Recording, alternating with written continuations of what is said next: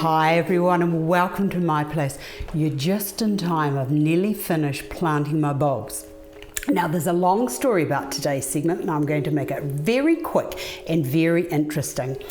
I love the spring. I love the spring so much that I want spring all year, but that's not how the seasons work. So I want to show you what I do at my bulb planting time and then what I do to take it to a new level. Now for those of you who aren't aware of bulbs and how to plant them, when you get them, so I've got this bag here of mixed daffodils and all sorts of lovely spring flowers. On the back of them usually they have a little bit of information, and the information is plant them 10 centimeters deep and 10 to 15 centimeters apart.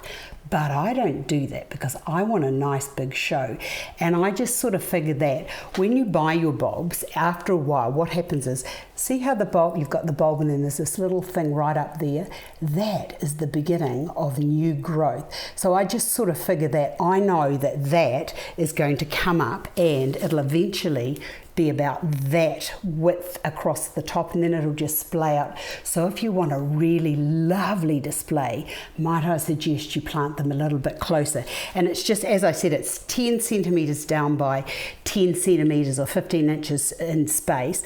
And if you don't have enough room down into the ground, what you can do is just put that much, put it on the ground and then mound up over it. But anyway, I'm just going to put this down and into there like so.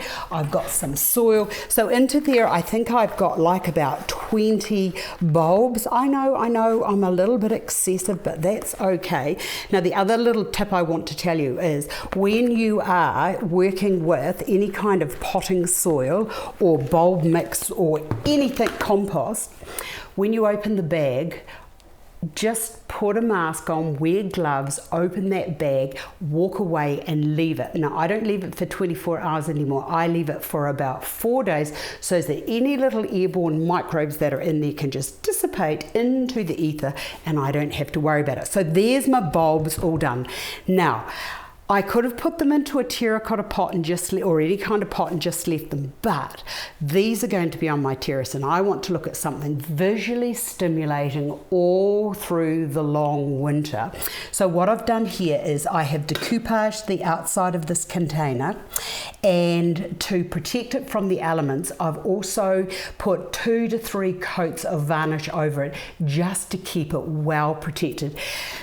And now we get to the good bit. Right, I have talked about potted fleurs over the years, but I haven't actually done one from the reverse. So, I've got the bulbs in there. The next thing I'm going to plant into here is this little heart's ease. I only have one, so that's all I can plant at this stage. Now, I know that these are going to grow right throughout the winter at my place, and where it's going to be placed is going to be beautiful and well protected. Now, I look at that and I think, yes, well, that's not really doing it for me. There's not much happening in here. So this is what I do to cheat the seasons and to give myself a little bit of joy.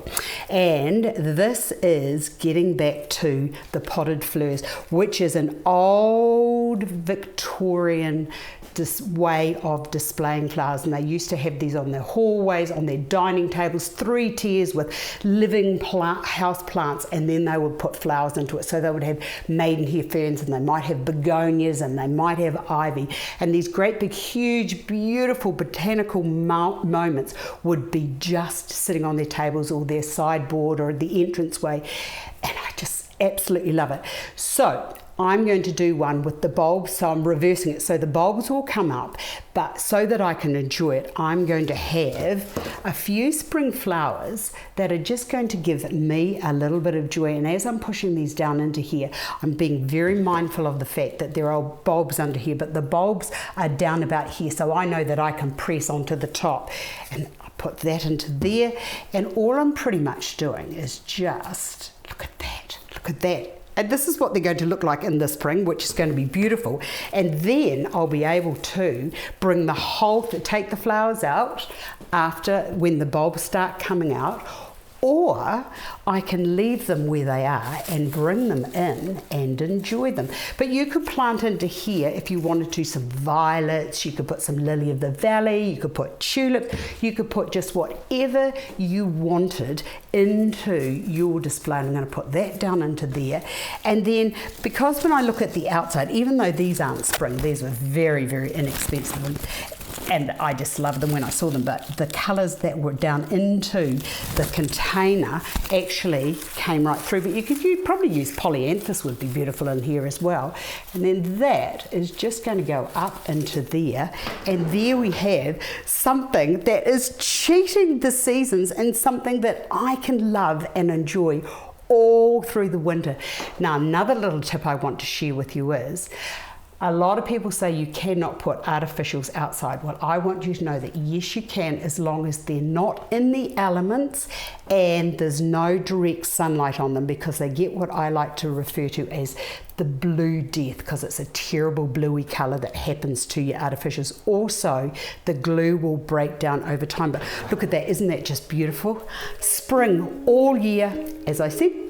When the spring blooms come up, you can either take these out or you can leave them and bring the whole thing in and enjoy spring indoors in the warmth. I hope you've enjoyed this. I've enjoyed sharing it with you, and I look forward to seeing you all again another day.